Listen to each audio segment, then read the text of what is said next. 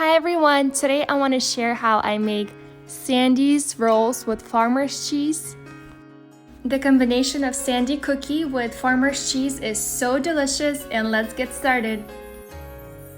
Get 113 grams of room temperature butter and give it a quick mix with the mixer.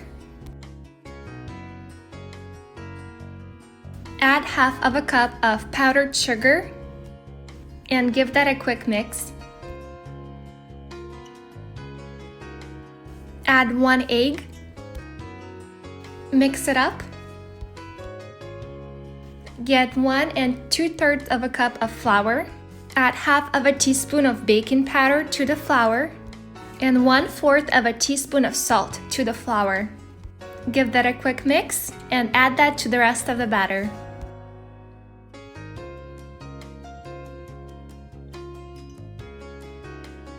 Mix everything together just until the flour is mixed in with the rest of the batter. Now we'll need about 3 feet of a parchment paper. Add about half of the dough to the center of the parchment paper. Fold it once. And now roll the dough to 7 inches wide.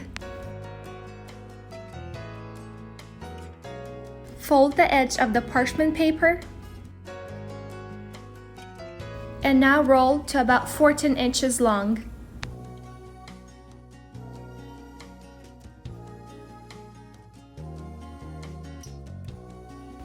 Cut the edges to have a straight rectangle.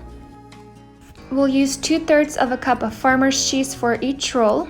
And if you like your rolls to be a little sweeter, add sugar to the farmer's cheese. Add 1 or 2 tablespoons of flour to the farmer's cheese. It really depends how dry or moist your farmer's cheese is. Mine was kind of dry, so I only added 1 tablespoon. And now simply roll the dough up. I like to roll about 1 inch at a time.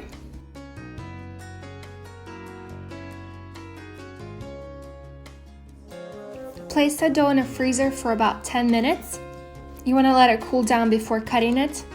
And we're going to make another roll with the rest of the dough. So we have 2 rolls total.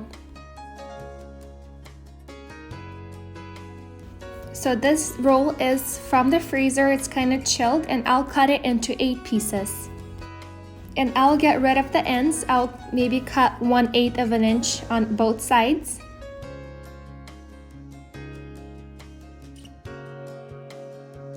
And here goes the second roll. It's also chilled from the freezer.